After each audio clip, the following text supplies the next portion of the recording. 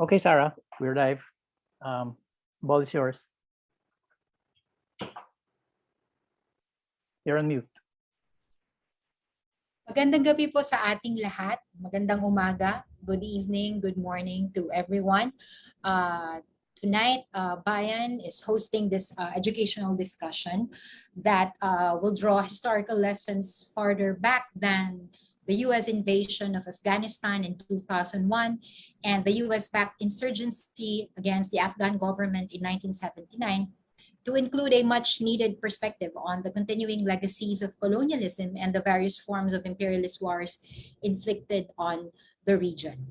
So Bayan also hopes to strengthen our anti-imperialist solidarity, not only with the people of Afghanistan, but of course to strengthen our basically educational and political campaign for such a very important form of politics. So tonight we have speakers coming from various organizations and universities. So without further ado, I would like to introduce our first speaker. He is an associate professor at York University. He's also the Associate Dean of Teaching and Learning in the same university. He's from the Faculty of Environmental and Urban Change, and he is the host of the well-known podcast Anti-Empire Project. Friends, please help me welcome Professor and Comrade Justin Podur.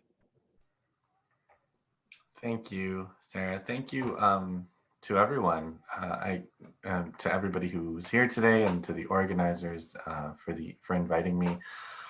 I guess I was invited because I did this Twitter thread about the imperialist history with Afghanistan, and the thread was based on research that I did for an episode we did about that.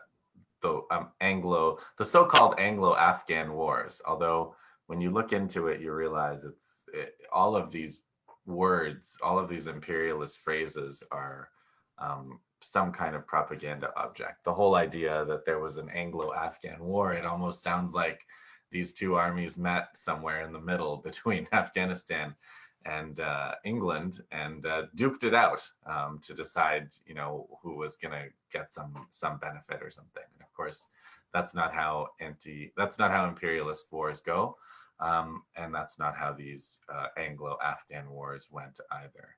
But the other thing I wanted to say, like the other theme before I get into the chronology a little bit, is that I do think that Afghanistan is going to have to go through some kind of process of national reconciliation, and they're going to have to, there's going to have to be at some point a real historical accounting of what the different parties did, what happened, who suffered, and what the role of outside powers were, and what the role of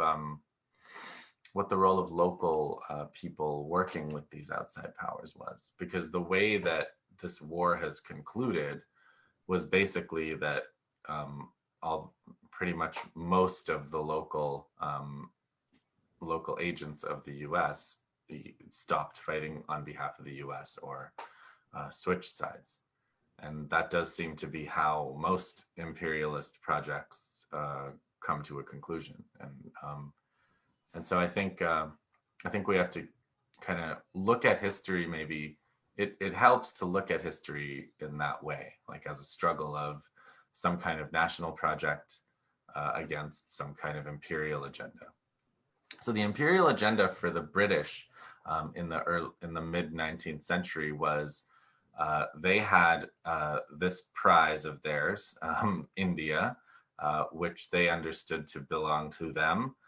And which they understood to be, they understood correctly that that was the basis of all of their wealth and power in the world, was colonialism, and especially in colonialism in India. Some of you probably know about Utsa Patnaik and Prabhat Patnaik's different studies of imperialism and how they work, and the extraction of wealth from these places. Sorry, yes, yeah, of course, yeah. And you can so they estimated that $45 trillion worth of wealth was extracted from India over the course of colonialism. So with that kind of wealth being extracted, you can imagine they paid close attention to threats, real and imagined. So this is where the origin of the so-called Great Game was. And the British wanted Afghanistan to be a buffer. They wanted it to be a buffer. They wanted it to be a no-go zone. They did not want a strong state there. They didn't want a strong organized state with a powerful military to ever happen there, to ever take place there. And so in 1839, they went into Afghanistan to impose a compliant king, Shah Shuja. And in the process, they conducted a devastating war. They destroyed cities, they committed atrocities, and when they got to Kabul and occupied Kabul, they did all the kinds of things that you would imagine the Americans have done in places where they have bases, whether it's Korea or Afghanistan or Vietnam, any of these Asian wars that they fought. They've engaged in sexual exploitation of local people. Sorry. Oh, and destruction of the local economy. And so there's also manipulations just at the level of feeding the army, which also was a major factor in the U.S. war in Afghanistan. They were, they caused disruption into the agricultural economy because of the need to feed this huge occupying force. One of the British agents at the time said, "I heard both the men and the women saying that the English enriched the grain and grass sellers while they reduced the chiefs to poverty and killed the poor by starvation."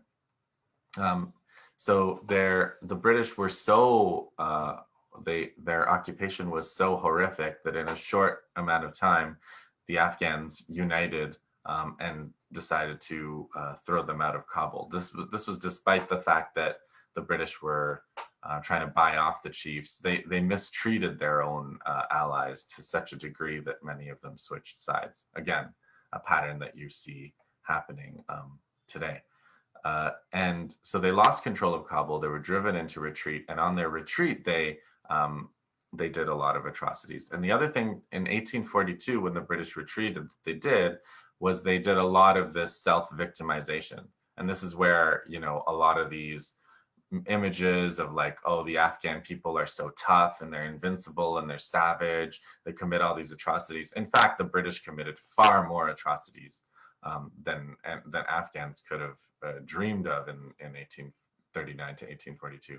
But the British were the ones who were writing the stories, and so it was the Afghans that got this reputation as these invincible, savage, brutal people.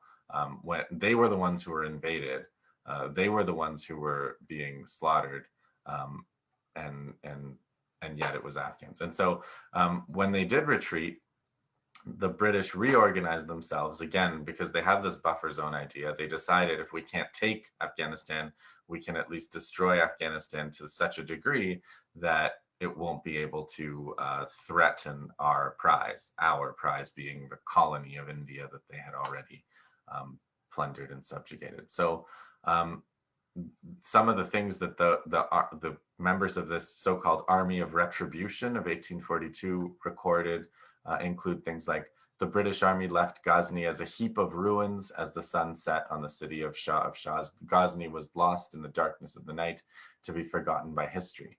They destroyed fruit trees. Our way of destroying the country is very simple, merely cutting a ring through the bark of every tree. This ruins the country completely, as the trees die directly and the inhabitants live principally on dried fruit and flour made from the dried mulberry. Every house was destroyed, every tree barked or cut down, after which the detachment, having collected a considerable spoil of bullocks, sheep, and goats, marched back to camp. You get the idea. They're trying to destroy not just the state and the cities, but also the agricultural and ecological basis for society. And they did that in 1842. They did it in 1843. And then they came back for two more of these Anglo-Afghan wars, one of them in 1878. And they imposed one of these humiliating treaties.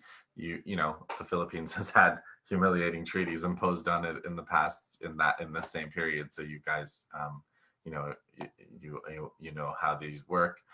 Basically, this treaty was called the Treaty of Gandamak, and it gave Britain control over Afghanistan's foreign policy.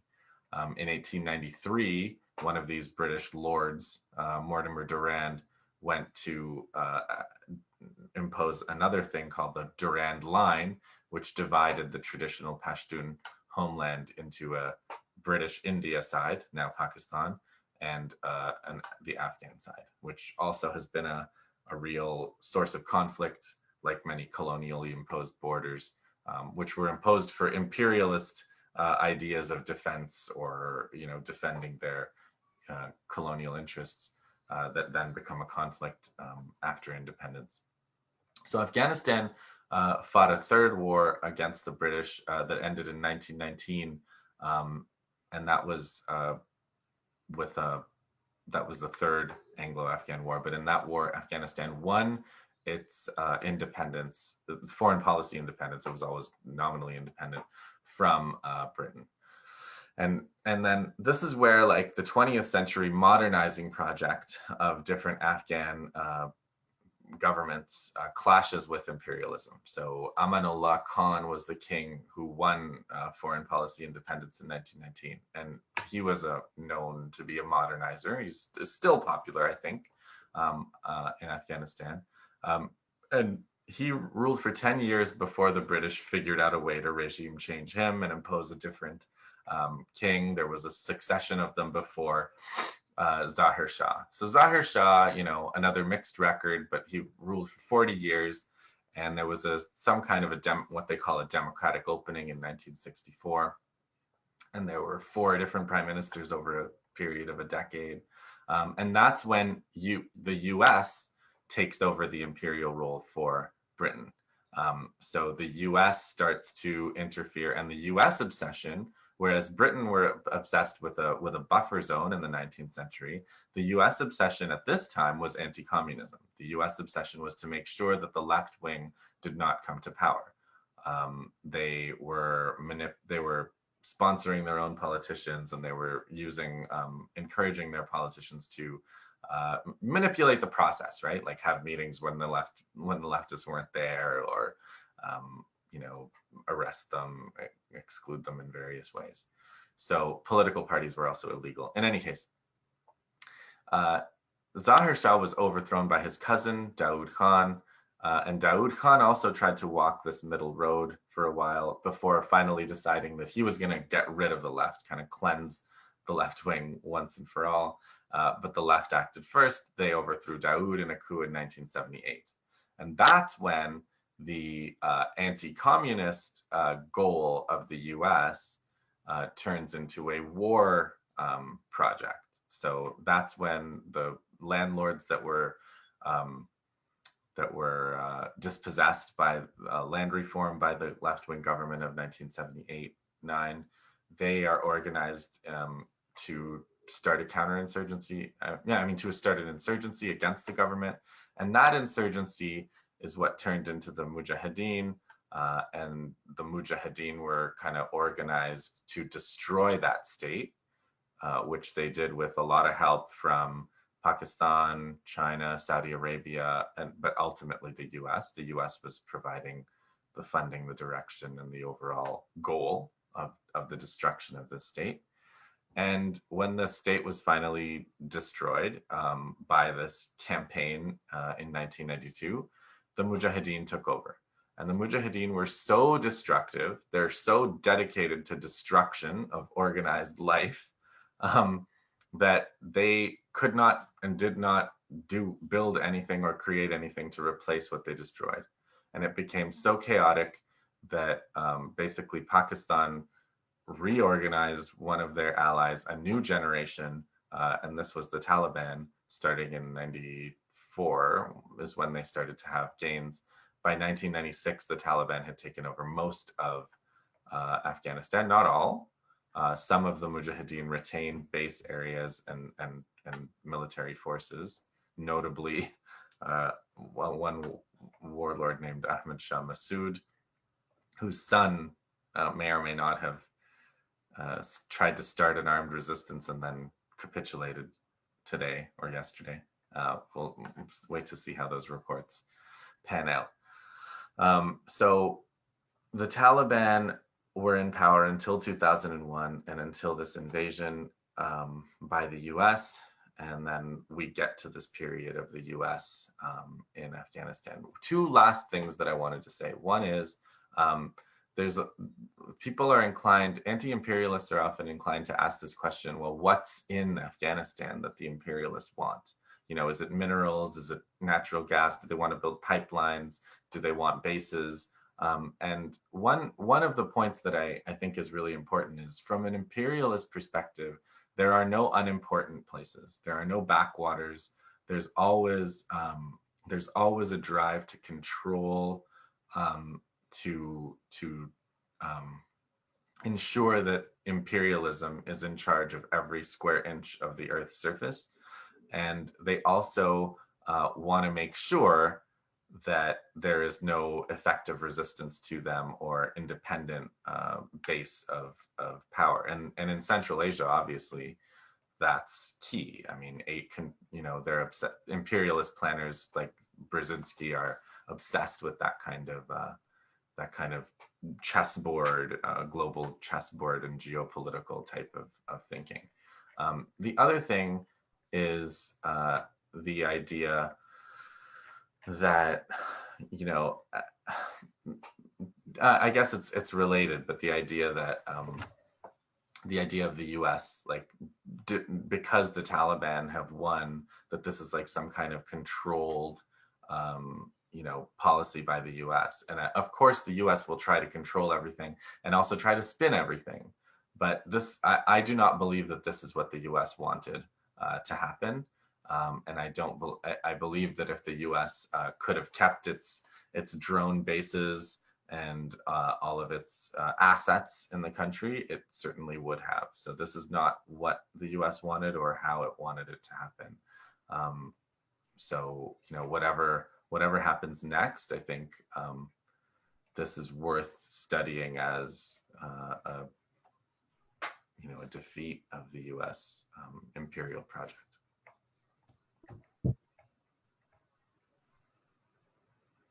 Okay. Thank you so much, Justin. That was a wonderful briefer on the history of US imperialism and colonialism affecting Afghanistan. I will just have to, summarize it in Tagalog, since most of our audience are from here. Tinukoy ni Professor Pudur ang kahalagahan ng kasaysayan sa pagsusuri ng mga moderno at imperialistang gera ng Estados Unidos. Tinintun din niya ang kolonyalismo ng Britanya na nagwasak sa agrikultural at ekolohikal na infrastruktura ng Afghanistan. Binanggit niya na isang bahagi ito ng kasaysayan na hindi lingid sa karanasan ng mga mamamayan kagaya ng dito sa atin sa Pilipinas. Diindi niya na ang kontemporaryong imperialistang gera ng US ay pagpapatuloy ng kolonyalismo. Ang nasyonalismo ng US ay nakabatay sa mga proyektong modernisasyon nito sa mga bansang sinasaklot nito. Kumbaga, nasyonalismo sa Amerika, imperialismo sa buong daigdig, na makaroon ng markadong karakter dahil war na bunsod ng mga kilusang sosyalista. So, panghuli, binanggitin niya ano bang meron sa Afghanistan. No?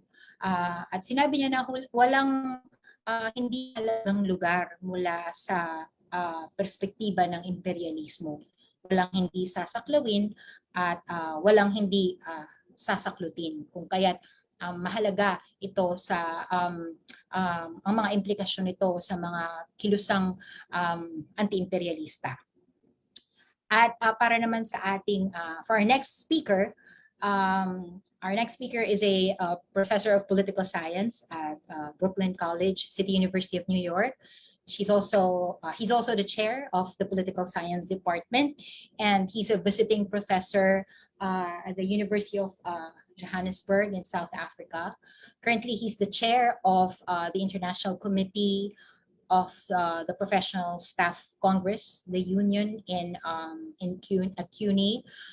He's also the chair of the New York Peace Council and the editor-in-chief of the Journal of Labor and Society. He is the author of the recently published book, Organizing Insurgency, that devotes a whole chapter on the struggle of the Sumifru workers in Mindanao and KMU. Let's all welcome Professor and Comrade Emmanuel Ness.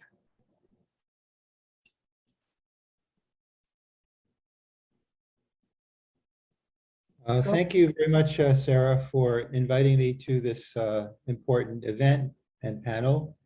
I'd like to say that these are very important times, and the events that took place over the course of the last several weeks so rapidly, so unexpectedly, and in a way that has very clearly diminished the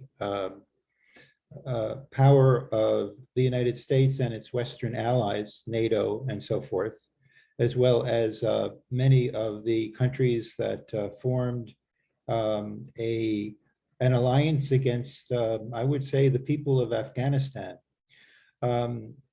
I think that we should probably dispense with the critique of the Taliban for the moment, and maybe more broadly, and hope for the best, and very clearly establish the fact that what has happened this week is a victory against imperialism. And picking up on what Justin just said, there are real reasons why the United States had entered Afghanistan, as had its predecessor, Britain. And of course, the Soviet Union at the time was coaxed into entering Afghanistan by the United States. And that was an unfortunate war, and was put forward very well by Justin earlier. Zbigniew Brzezinski, the former National Security Advisor under Jimmy Carter, who is still alive and a war criminal as far as I'm concerned, had in fact coaxed the Soviet Union to enter the country to put down the Mujahideen Islamic uprising that was organized by the United States and the West. So what can we say today about Afghanistan?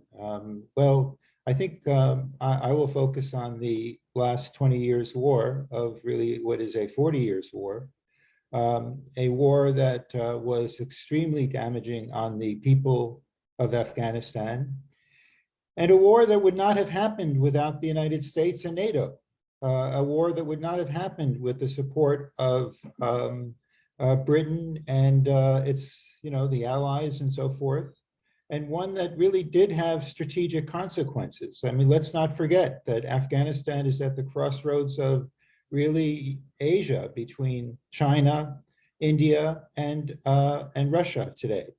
And so in this way, Afghanistan is a very important strategic country.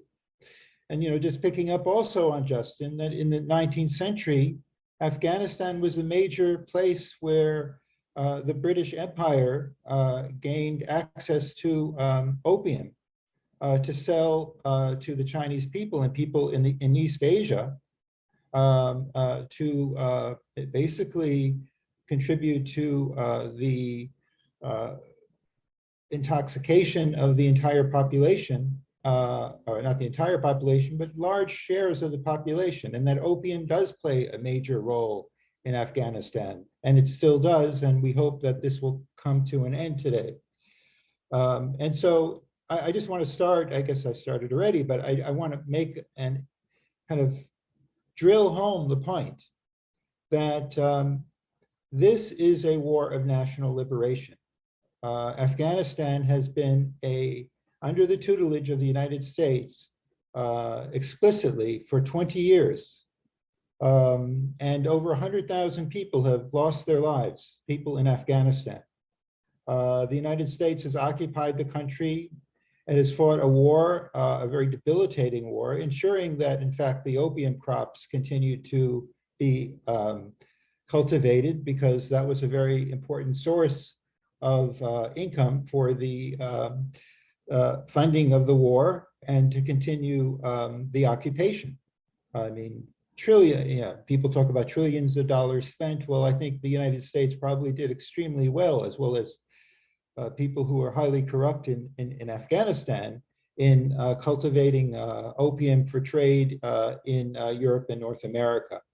And in fact, to add to this incredible disaster and debacle for the people of Afghanistan, we have 1/5 of its population that are adults who are in fact addicted to opium, which is a real serious issue and must be tackled immediately. The new Afghanistan government or Afghani government that emerges will have to deal with these kinds of questions.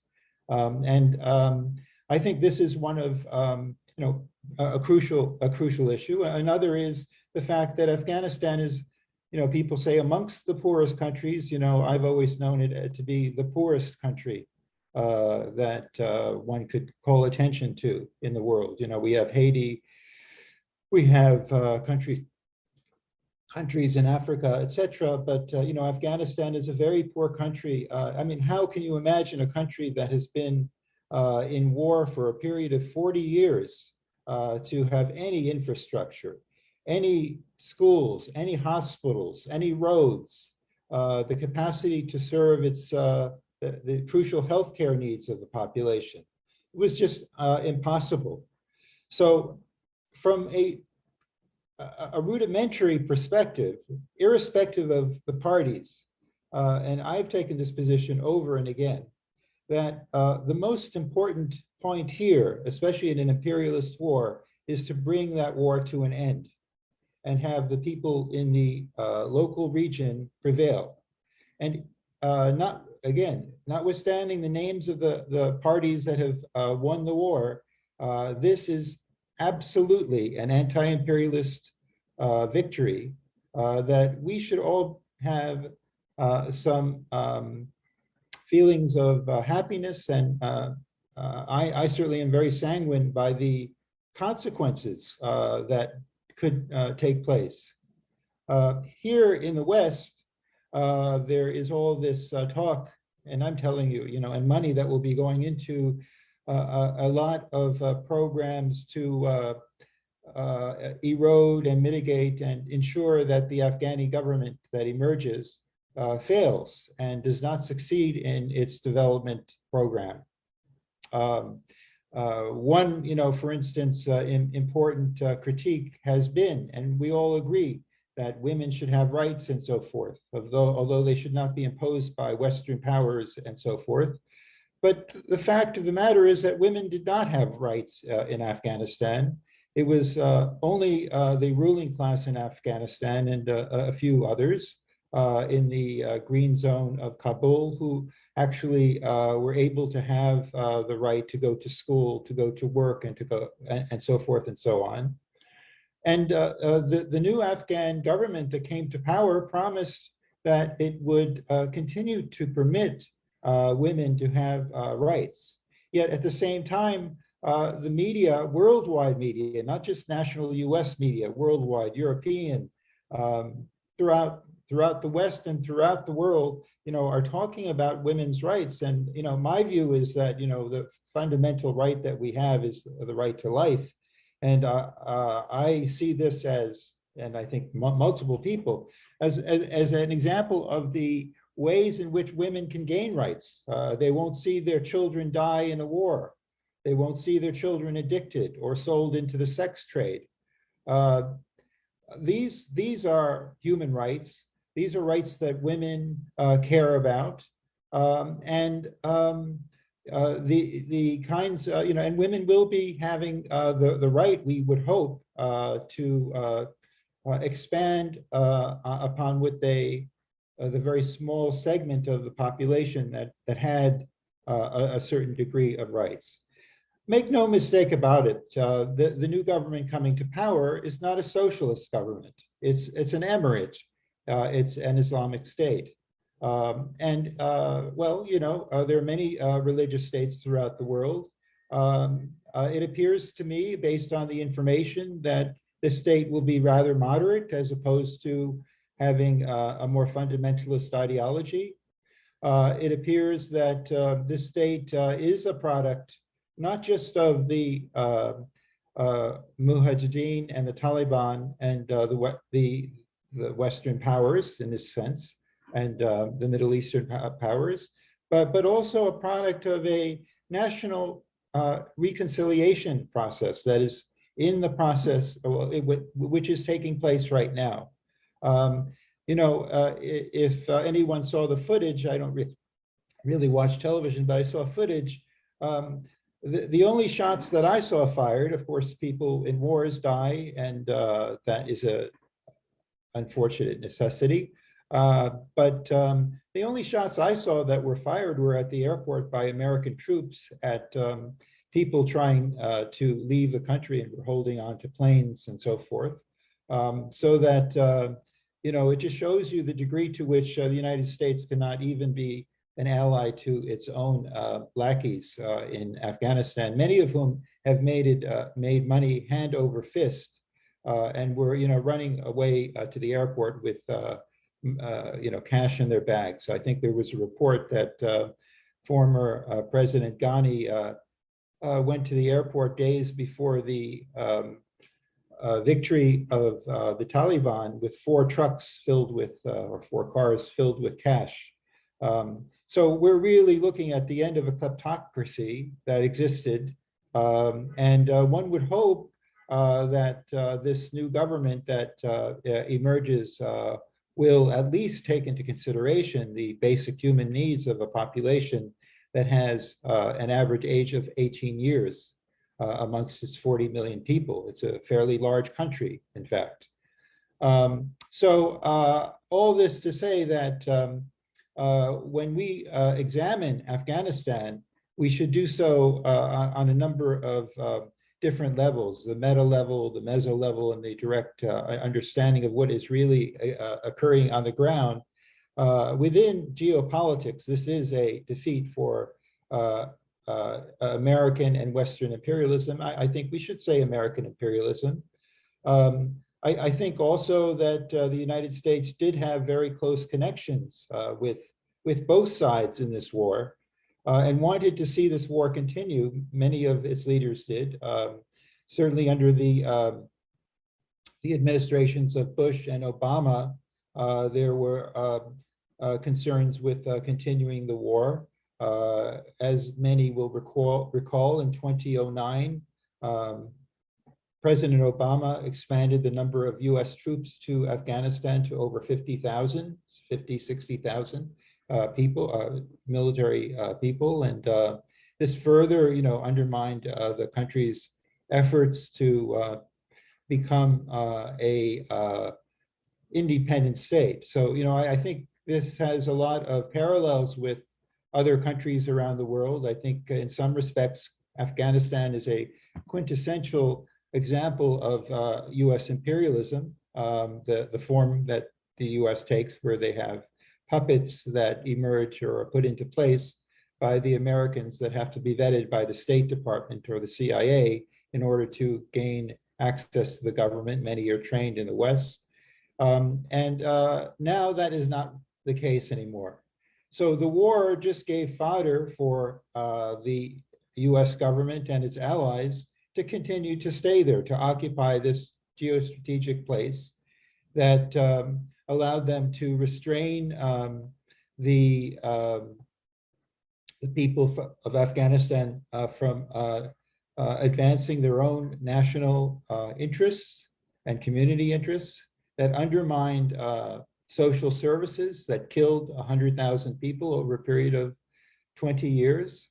And, yes, it's true that the American troops are leaving ignominiously, and this is a process that, is unfolding. And what will come out of it shall be seen. I think the early signals are that they are more positive than they are negative in any way whatsoever, that the government of Afghanistan under American rule really had no autonomy whatsoever. It was basically the government of the US colonial establishment there.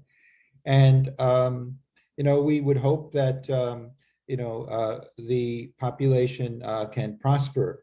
So rather than planting opium, they could plant agricultural goods for their own population as opposed to other countries. Afghanis did not even have the means to buy basic necessities.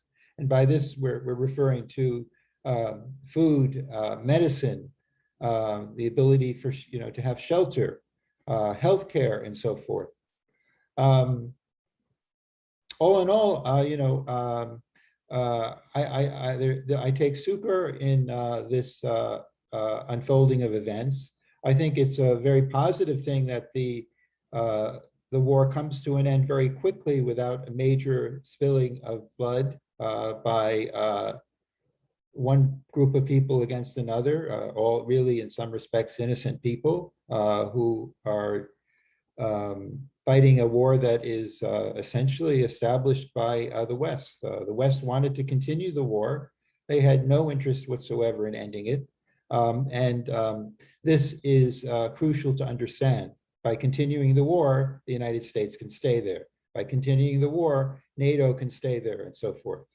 Yes, there will be, people will have to pay for some of their actions, and one would hope they will, for killing people, sending people into prostitution, for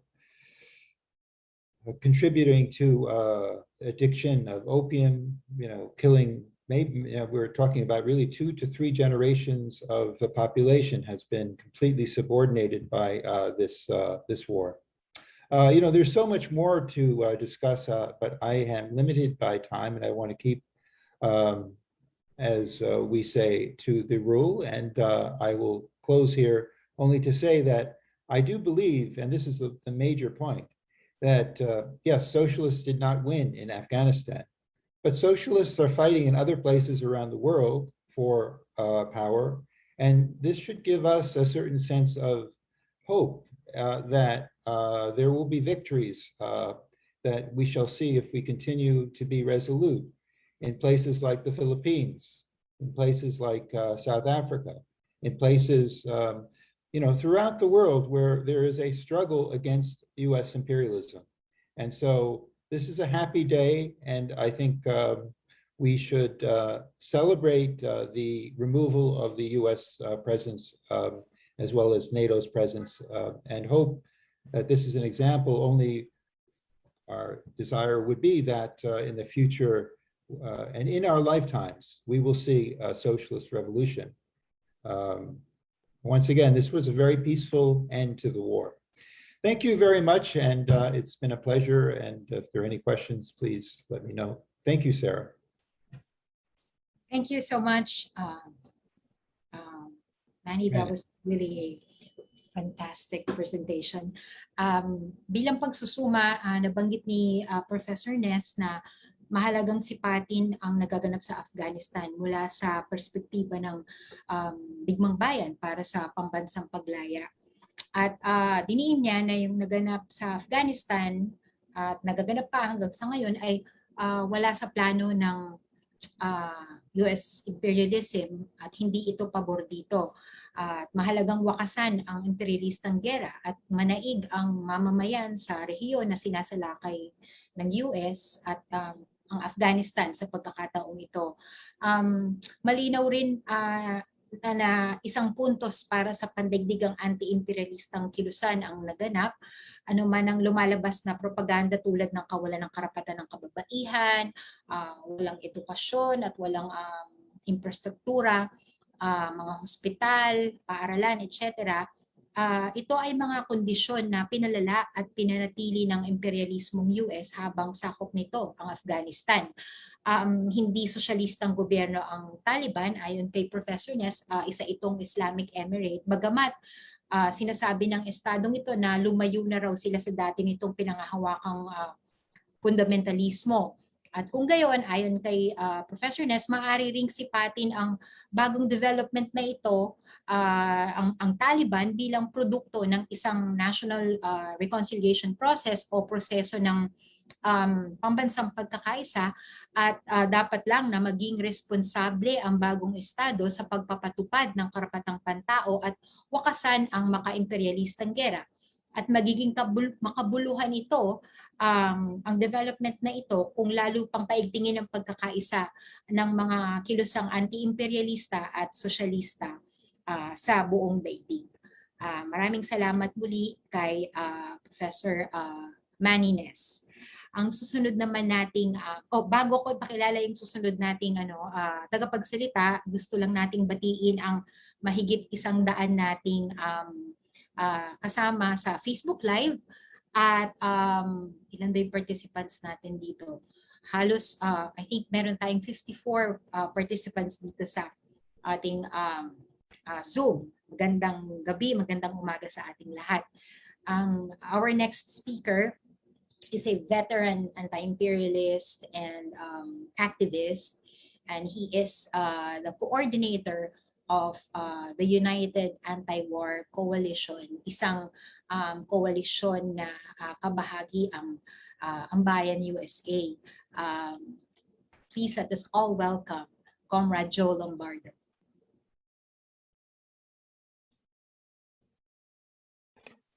Thank you very much, Sarah, and thanks to Bayan for inviting me.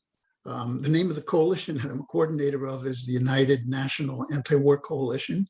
One of the groups that Manny, who spoke before me, is involved with, the U.S. Peace Council, is a member of that coalition, and Bayan USA is a member of that coalition also.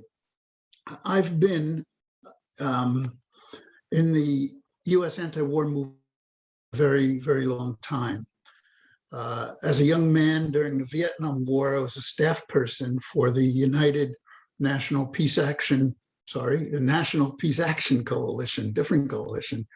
One of the two major coalitions that built the mass protests movement against the war on Vietnam.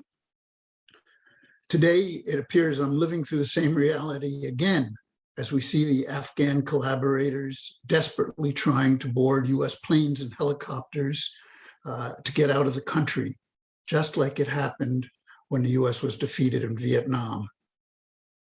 There's another piece of history that is also repeating itself. 20 years ago, when the US first invaded Afghanistan, all the military spokespeople, the politicians, and the so-called experts got on the news shows and said, we are fighting terrorism. It will be over in weeks. We are bringing democracy. Isn't America great?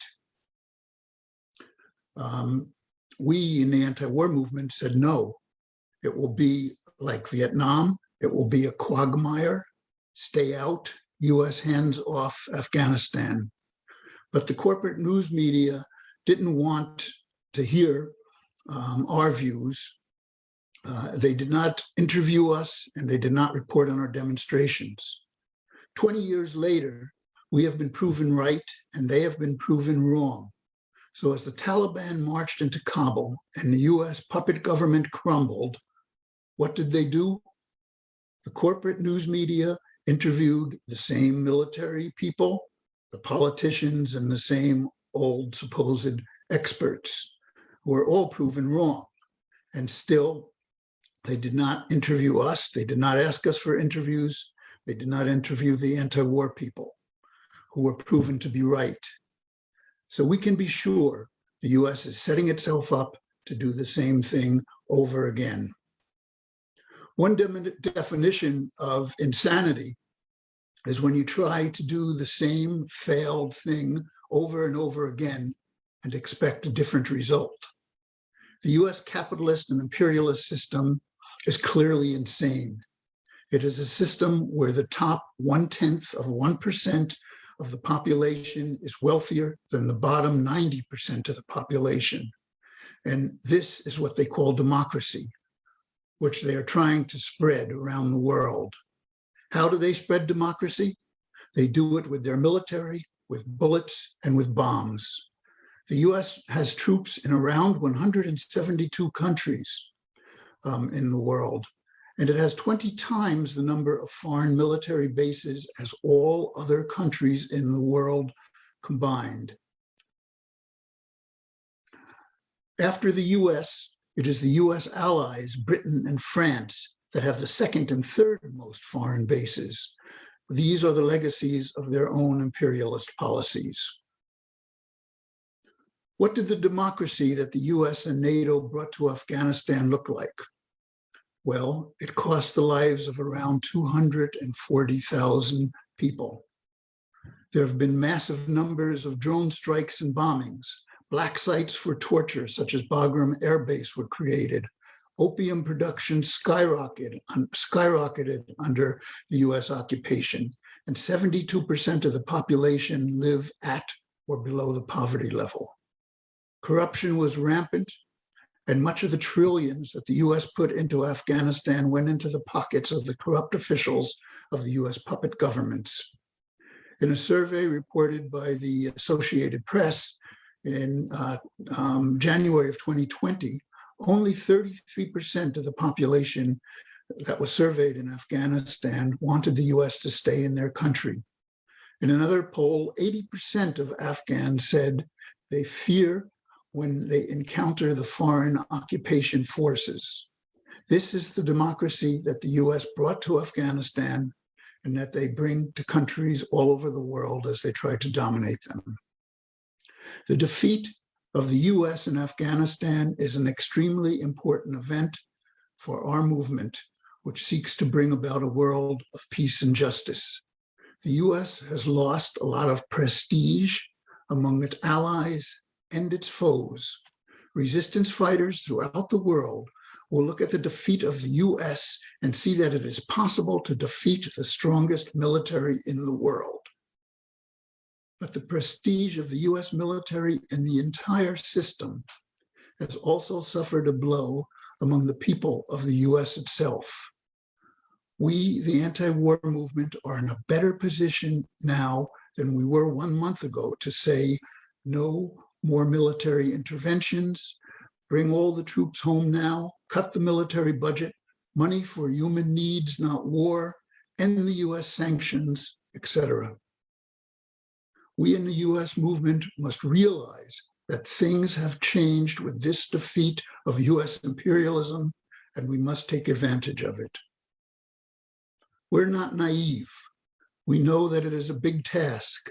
The US government and the capitalist class have the money, the political parties, the police, the courts, the military, and control a tremendous propaganda apparatus. What we have on our side is the fact that their policies and their system is against the interest of the vast majority of people in the US and around the world. And so we have the potential to organize those people, and we must take advantage of that. A conscious and organized people have the power to bring their entire system down simply by putting our hands in our pockets and refusing to cooperate. It is time we move the anti-war movement into a higher gear.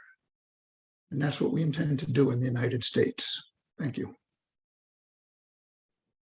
Thank you so much, Joe, for that wonderful for the wonderful insights that you have shared. So binahagi ni Joe Lombardo ang kanyang karanasan sa anti-imperialistang at anti-gerang pagkilos mula pa noong Vietnam War.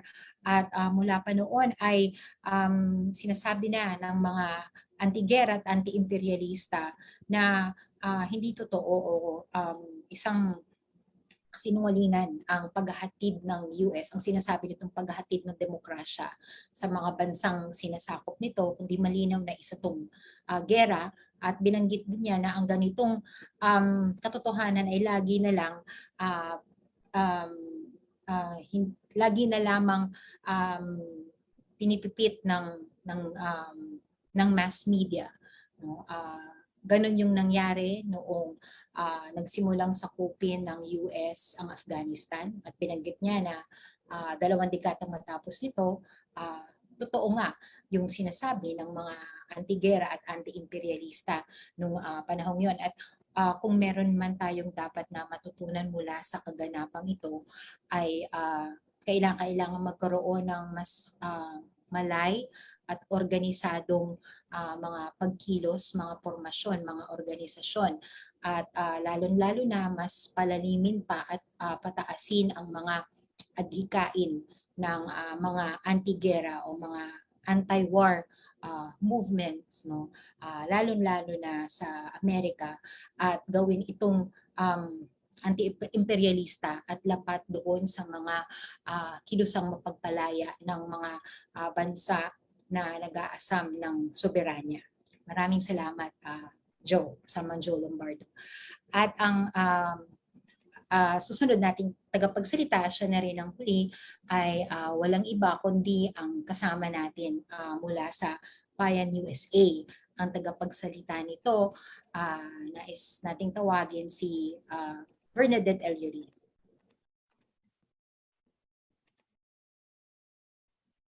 Hi, maraming salamat.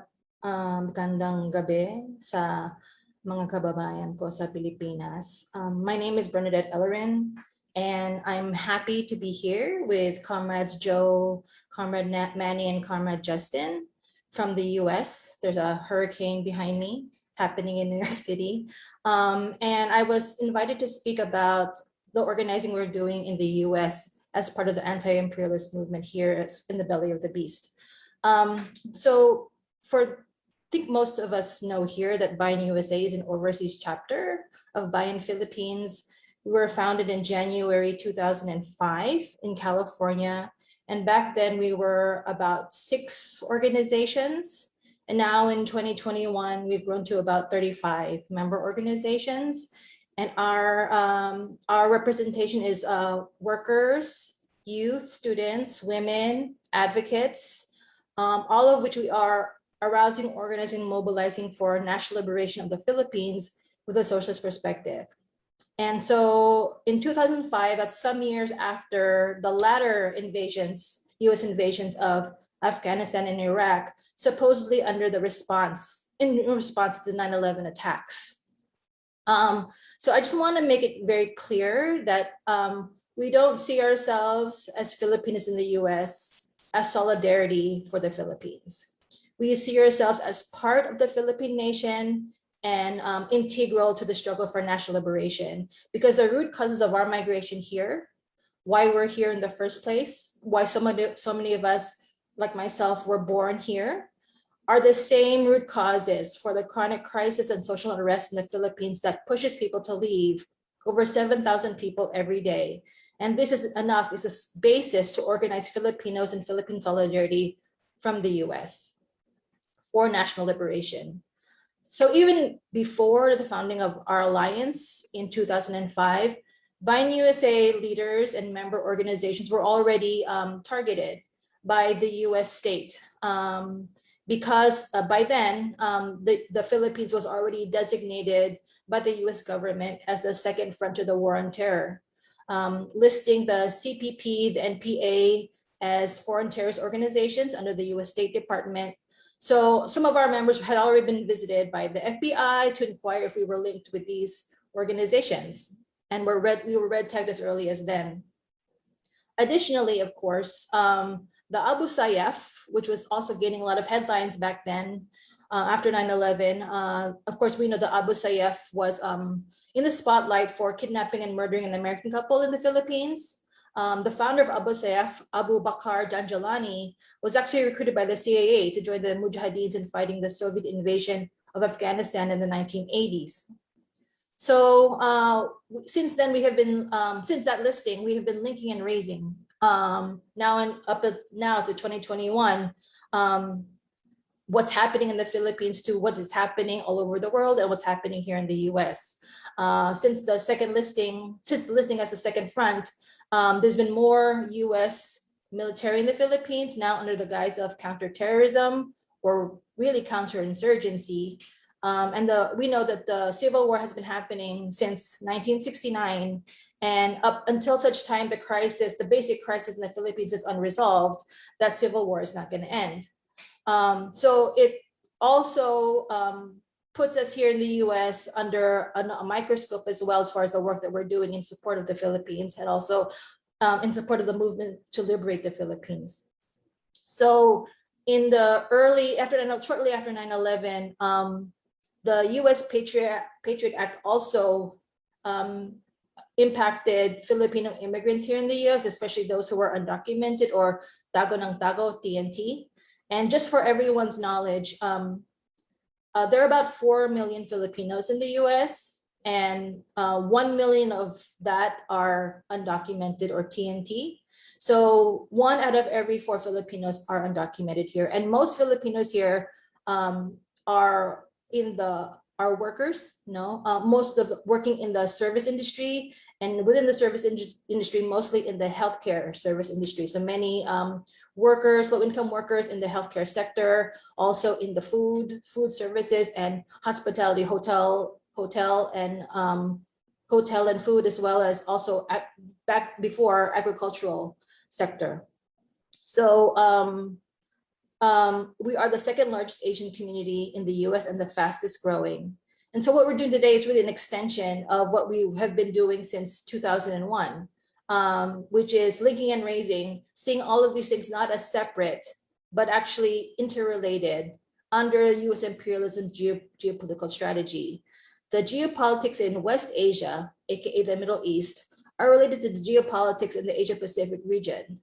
US hegemony for control of resources and expansion of US monopoly capitalism and financial oligarchy in the region built on the intense exploitation and oppression of migrant workers everywhere, including migrant workers in the US.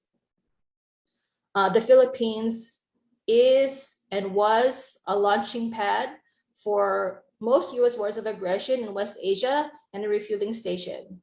And today, the US-backed Duterte government is backtracking on its termination of the VFA, accepting more arms deals. There were more arms deals between the Philippines and the US last year than in its entire history. And so we link and raise to the Philippines here in the US. We joined the anti-war coalitions. We are part of building the anti-imperialist movement in the US by joining these coalitions such as UNAC and others.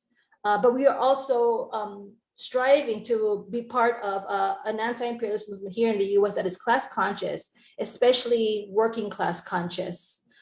So we want to link and raise the issues of US foreign policy and US wars of aggression and intervention to domestic policies of immigration, especially detention and deportations, ICE raids, labor, education, housing, and healthcare, all to the link to the US war machine overseas. So shortly after joining UNAC in 2011, we were very proud to be part of the historic anti-NATO protest in 2012, where, Joe, just correct me if I'm wrong, I think there were over 50,000 people who were mobilized on the streets in Chicago. And we continue to be active in the US anti-war movement, which we see as a key part of the anti-imperialist struggle, and of which the anti-imperialist struggle is all-encompassing and touches upon all different classes, sectors, and issues in society that exist under imperialism. We also prop and promote the importance and the key role of national liberation struggles in the ultimate defeat of US imperialism, especially what the national liberation struggle in the Philippines. So how do we organize Filipinos and Philippine solidarity in the US? Organizing and mobilizing here in our context is really about education, propaganda, and linking and raising all the different types of issues, especially state terrorism, the police, ICE, prisons, to US wars of aggression and militarism overseas, especially exposing the military-industrial complex, over $1 trillion since 2015. And in this year alone, the budget is at 701 billion. And we are also proud members of the National Alliance Against Racist and Political Repression in the US, which is a national anti-fascist, anti-political repression organization, which also has anti-war activists, anti-Black liberation activists, anti-police brutality activists, anti-prison, labor, and immigration activists. So it's really important that we bring all of these issues together under a single umbrella movement and link and raise our struggles into the anti-imperialist struggle.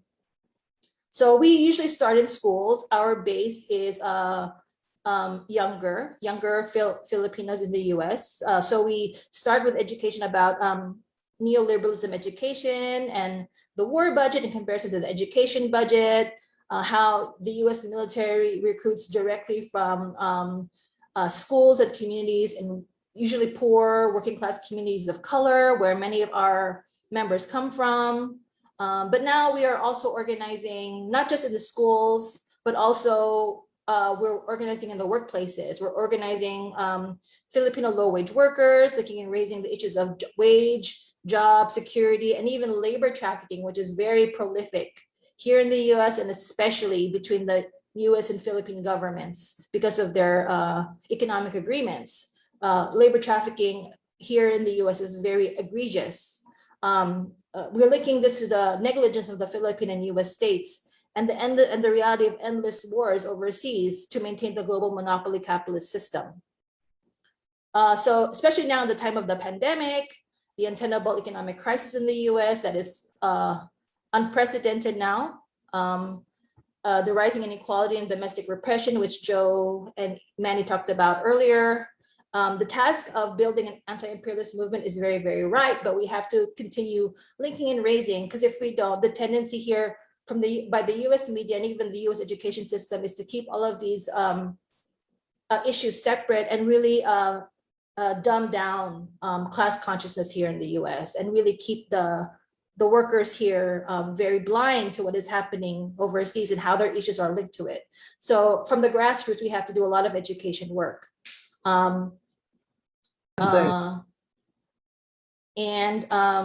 It is really critical, no? We also prop that we link and raise the struggle of US-backed fascism in the Philippines to US imperialist global interests in the Asia-Pacific region. And this provides fertile ground for us to build the solidarity movement for the Philippines from the US, including the movement to end US military aid and support to the Philippine government, which includes cutting US tax dollars going to the Philippine military, which is a very active campaign we have right now. We link this movement to what is happening in West Asia as well. So, and of course, like I said earlier, we uphold the importance and the decisiveness of peoples and nations in self-determination, and that the role of the self-determination of nations and collective peoples in defeating US imperialism, like what is happening in the Philippines, like what must happen in Afghanistan. So ultimately, self-determination and solidarity for the Afghan people who are the most decisive is where we are placing our work right now. And we support, of course, the Afghan people in their own path, who must walk their own path towards liberation, free from foreign intervention and interference. So solidarity with the people of Afghanistan, US out of the West Asia, out of Asia Pacific, out of the Philippines, and long live international solidarity. I'm going to play a short video now of an action that we did in 2018 after our last Congress in New York City. And for those of you who are familiar with New York, there's a famous train station called Grand Central Station in Midtown Manhattan, and we held our action there. So, hope you can hear the sound.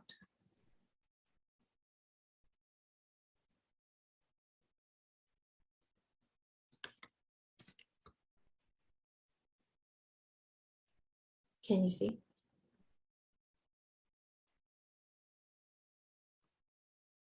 Oh, sorry.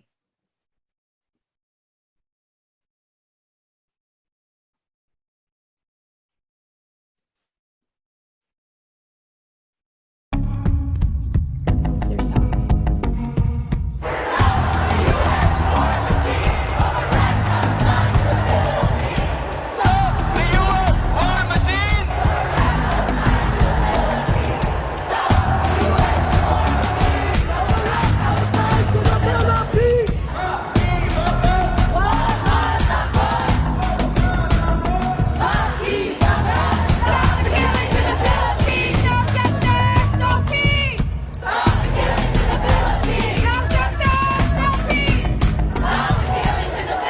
Filipinos in the United States also are part of the people of this country who oppose the use of our tax dollars for human rights violations. We have the power to tell the government in the United States that we don't want our country supporting Duterte.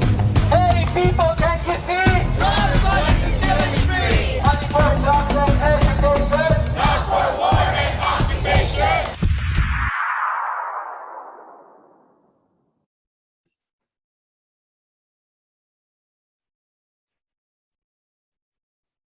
Thank you. That's it for me. Thank you so much, Berna. That was a very powerful video of a powerful movement right at the belly of the beast. Thank you for that very inspiring presentation. It's great to know about the wonderful organizing work being undertaken by our comrades in the US. Diniin ni kasamang Berna ang katangian ng kilusang imperialista tulad ng Bayan at yung larga nito sa ibang bansa, no? Katulad ng sa US, sinabi niya na hindi ito kaalyado lamang o support group ng kilusan para sa pambansang paglaya dito sa atin sa Pilipinas. Sa ganitong batayan, ayon sa kanya, naglarga ng pagkilos ng kampanyang anti-imperialist ng gera noong 2001 ang Bayan USA, nung sinalakay ng US ang Iraq at Afghanistan.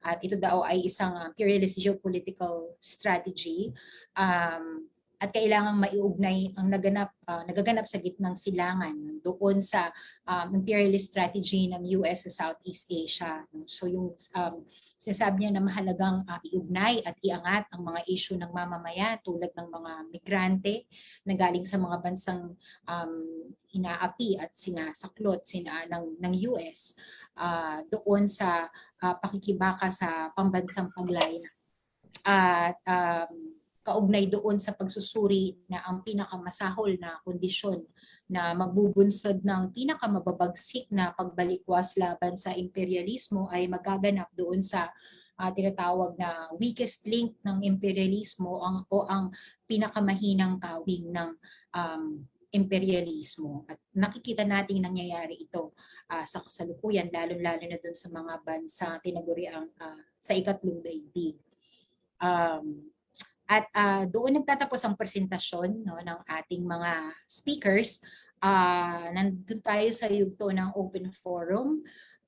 We would like to open the floor to our audience to ask their questions or comment, or and also if our presenters have any comment or questions to their fellow panelists. This is the time for that. Sa mga nandito sa Zoom, maaari pong i-type nyo yung tanong ninyo o mag-raise kayo ng kamay at tatawagin namin kayo. Binabantayan din ni Teddy at Jelly yung Facebook Live para naman dun sa mga katanungan at komento ng audience natin doon. So the floor is open for your questions, clarifications, and comments.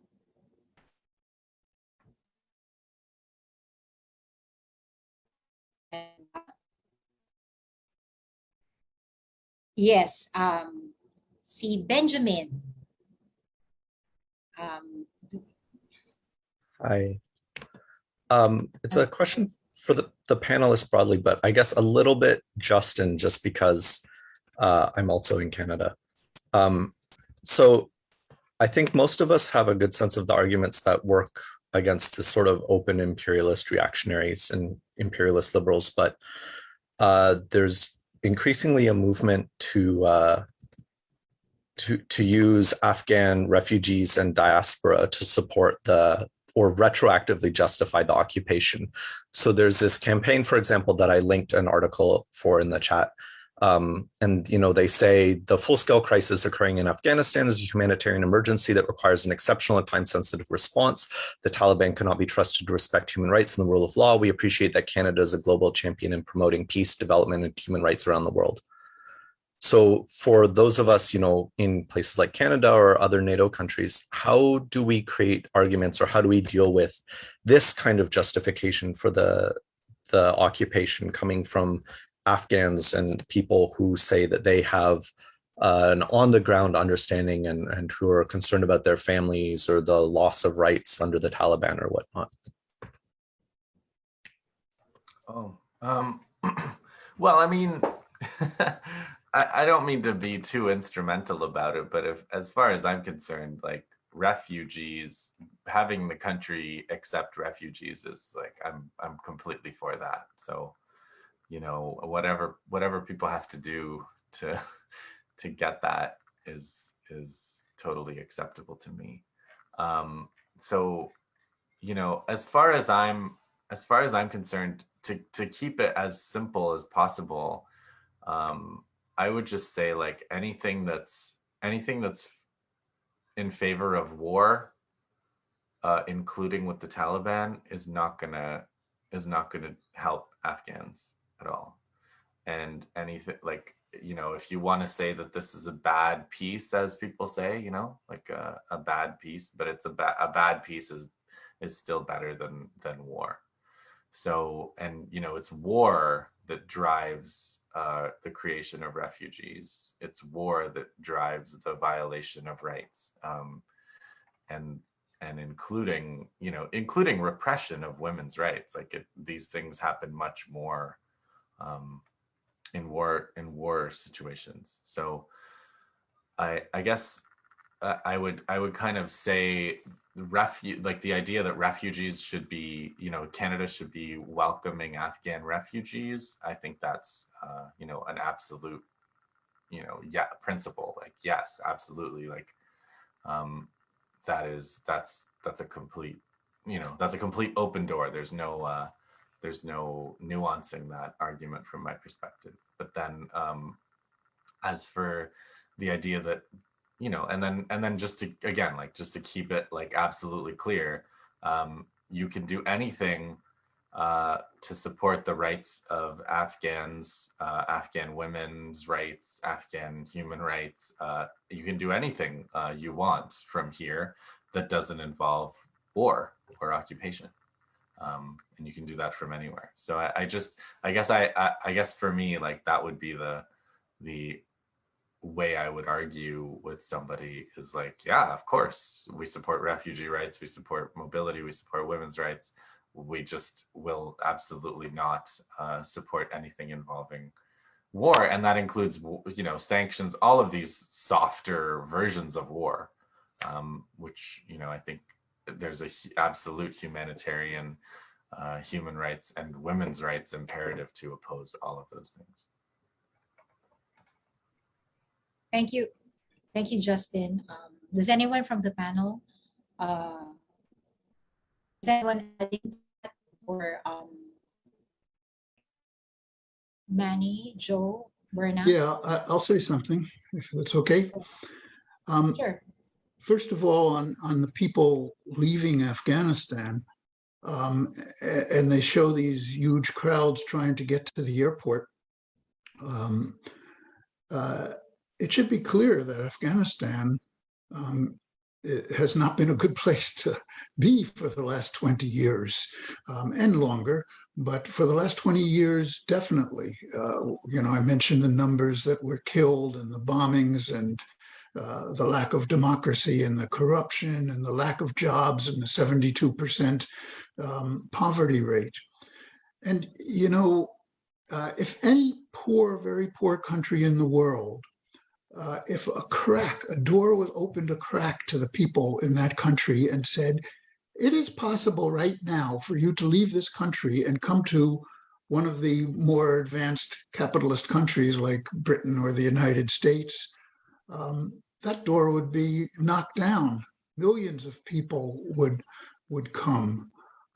It's almost like a law of physics, when you have extreme poverty and repression in one place, you do want to get out of it, and you do want to go to a place which appears to you to be a better place. So that's part of the refugee crisis. They will try to spin it and say it's all because people fear the Taliban, want to get out of the country, and want more of what the United States brought for the last 20 years. And I think we need to arm ourselves to argue against that. And in terms of women's rights and so forth, Manny talked about this some. That's true. There were some women's opening for women, especially in Kabul, especially in the Green Zone, especially among the upper class and the better off people. But for most, there was not. There was no difference between the warlords of the Northern Alliance and the Taliban in terms of women's rights. At one point, when the United States twisted their arms and said, we need to have more women in the legislature, what happened was all of a sudden, the wives of many of these politicians and warlords put themselves up and were elected. And we've seen the scenes of the stuffing of the ballot boxes and so forth that took place there. This was a facade. It was not real. And we need to look into that, and we need to make sure we arm ourselves with those kind of facts also. A few years ago, UNAC did a tour of an Afghan woman who became fairly famous. Her name was Malala Joya. We toured the United States with her. She came from a Western province in Afghanistan and was the first woman elected to their legislature. And she was elected in an honest way. She was also the youngest person. She was in her 20s. And the first thing she did was speak out against the US occupation and against the lack of democracy and the facade of democracy and the warlords. And they chased her out. She has been in hiding ever since. She is still there. I've talked to her just in the last week. She's still there in hiding when bodyguards, for the last years, she slept each night in a different house because they tried to kill her under this so-called regime that was supposed to be helpful to women.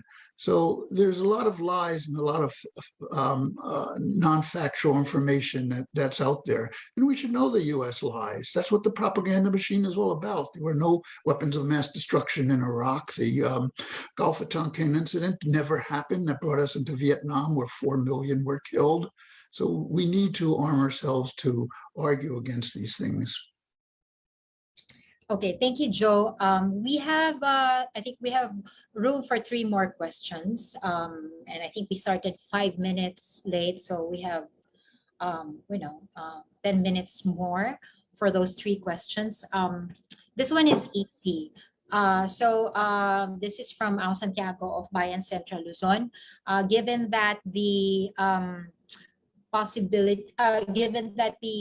this current development in Afghanistan is a win for the global anti-imperialist movement, do you think that the US is gearing up for a retaliation? Are there any news of this that you've heard? So I think it's just a yes or a no from any member of the panel.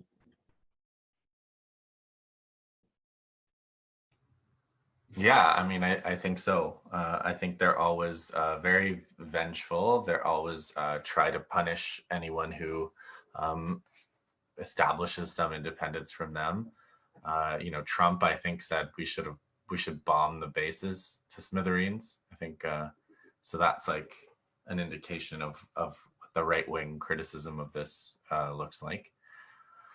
there's a lot of emphasis on like, oh, they took our weapons, all these weapons that we were using to kill them, now they have, and they're worth all this money. And how could we leave these things there? So yeah, and I think they're already setting up for sanctions. They're setting up for, trying to sanction officials, and they're going to do all of the whole range of vengeful, vindictive things. I do think that, it's easier to do those things when you have military bases in a country than when you don't. So, as bad as this next phase will be, they're in a more difficult position to do it than they would otherwise have. Thank you, Justin. So we have two more questions. And I think these questions we would love for the panelists to respond to this. It was sent by Sunny Africa from Ibon, Philippines. So the first question is, are there groups in Afghanistan organizing along more progressive lines? What would be the biggest barriers to them, to their emergence, whether objective or subjective conditions?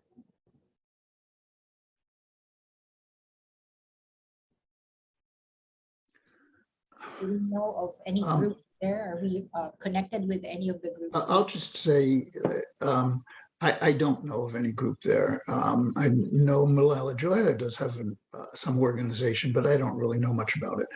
But the thing is that when you are under attack from a foreign power, it's very difficult to do anything other than oppose that foreign power.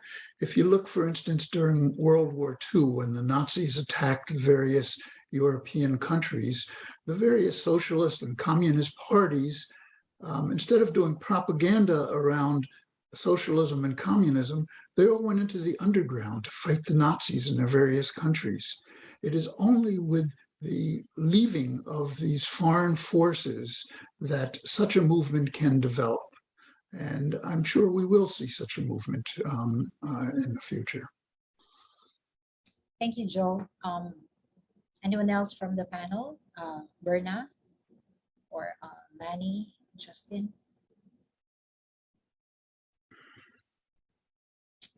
Okay, so let me just proceed to our last question. Oh, Manny, go ahead, please. What I am very familiar with is that there is a very large socialist community within the Afghani diaspora, Marxists, Marxist-Leninists, and so forth, who have opposed the US occupation and NATO occupation, etc. And one would hope that they will feel comfortable enough to return to Afghanistan and help build a new society. So once again, I think that's that Sunny's question is a very crucial one, and the development would I think lead to greater interest, because we should remember that during the 20th century, mid-20th to late 20th century, before what I would really refer to U.S. meddling in Afghanistan, that Afghanistan was amongst the most affluent countries in the region. It had a high standard of living. People were living in relative prosperity. I mean, I think people, there are people who remember that and want to rebuild some form of actually existing socialism. And I know it's not a thinking. I know people in the diaspora who are keen on going back. Thank you, Manny. Okay, so this would be our last question. This is also from Sunny Africa. How is the new Taliban government vis-a-vis China and or Russia? How might it locate itself amidst today's inter-imperialist conflicts?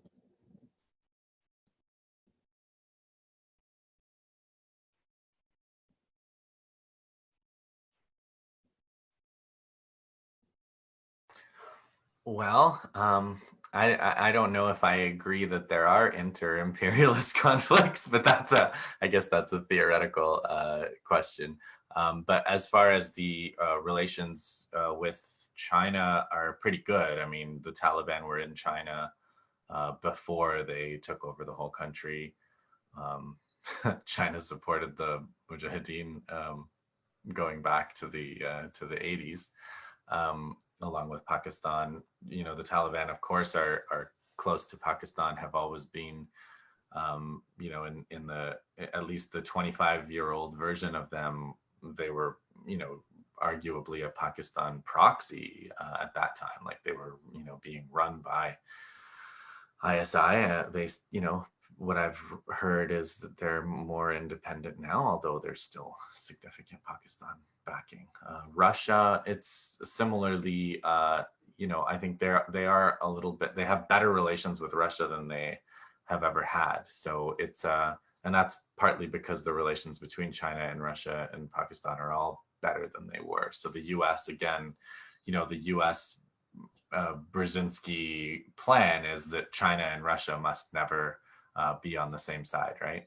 One of them must be with the US at any time. So from that, again, that like imperialist, I think there's some 19th century imperialist that Brzezinski is was a protege of, Mackindal or something. Anyway, that theory, according to that theory, you know, things are going very badly for the US right now, or for the, you know, Anglo-American imperialists. So Taliban are good with their neighbors, and that is a huge difference from 2001, from 96 to 2001, where you know, Pakistan was also much closer to the US than it is now, and you know, all of the alignments were a little bit different. Russia was in a much worse position. Mackinder, there it is. Thank you, Emmanuel. Thank you, Justin. Yeah. Are we hearing from any more member of the panel? Verna, Joe, Manny? Okay, great. There's one more question here from Bayan chair person, Carl Aralio.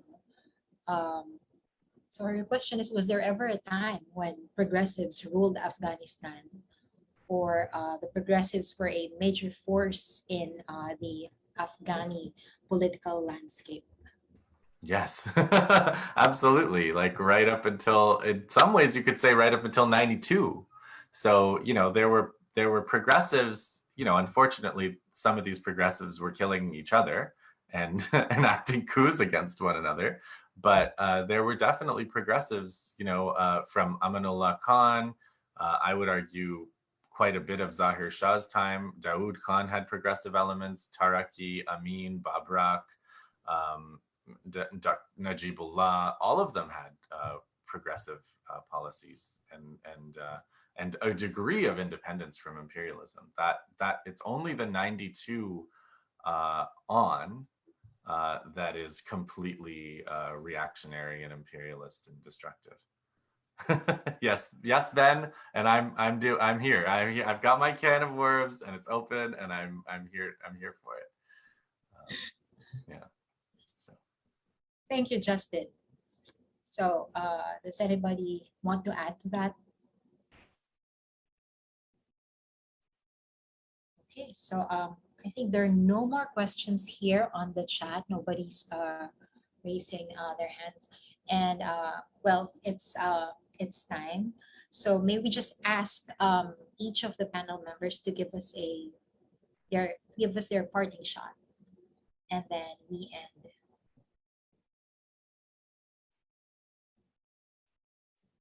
Yeah. Well, Justin, and then Manny, and then Joe, and then Berna. Parting words. Oh, yeah. Thank you again. I think I agree with the other panelists, by the way, and I'm really happy to be here with you all.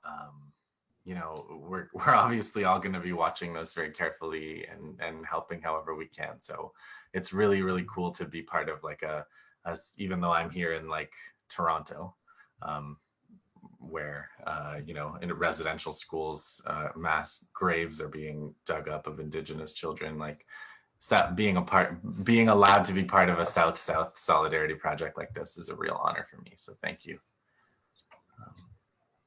Thank you, Justin. We're happy that you can join us tonight. Manny. Yeah, thanks again for inviting me from Bayan, and I really think that this is a important moment that we should celebrate, and that is because of the defeat of imperialism. That is always a moment to celebrate.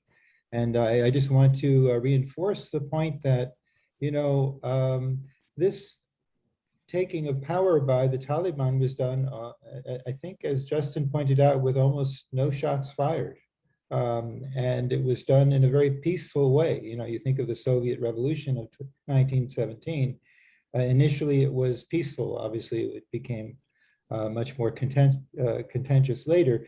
The point I'd like to make is that we all should have hope in the Philippines and throughout the world, especially the South, that we will have and we will see future transformations take place, but we should try to build our socialist organizations to take power, because I think we are in the right, and we have the popular support of especially the people of the Global South. So thank you very much, and I leave on a very positive note. Thank you, Manny. Joe? Thanks for inviting me, and I enjoyed speaking with the other panelists. I saw a Twitter thing which I retweeted. It said the transition of power in Afghanistan went smoother than the transition of power in the United States. And I think that was very true. The thing is, the US is in a very bad situation, in the weakest situation. Imperialism is in the weakest situation in years and years. And I think it's a very important moment, and hopefully the world can move forward from here and see liberation throughout the world. Thank you, Joe. Berna? Again, magandang gabi sa mga kababayan in the Philippines. I'm very happy to be here alongside Joe, Manny, and Justin. I've known Joe for some time now. He spoke at our Congress back in 2018 and is a very close friend to Bayan USA. I do hope, and I think we all know, all my comrades on the panel, that we have so much more work to do to unite our communities towards the anti-war movement in particular, but the anti-imperialist movement in general, here in the US and in Canada. And I hope to one day be able to visit the Philippines again. I'm currently not allowed to enter the Philippines under the current administration. So I hope to see you all very soon, and I hope Duterte gets voted out very soon as well. So good evening and good morning from the New York. Thank you, Berna. On behalf of Bayan Philippines and our co-sponsor Bayan USA, I thank each member of the panel. Thank you so much for your wonderful insights, for your expressed commitment to international solidarity and lift up the voices and the struggles of the peoples of the Global South. We cannot thank you enough, and we hope this will be this is not the last time that we're going to have something like this. Maybe we can have more. We'll see each other in the streets. So we would also like to thank our wonderful audience, both here on Zoom and on Facebook Live. Magandang gabi sa ating lahat. Long live international solidarity, at wakasan, biguin ang imperialismo. Maraming pong salamat.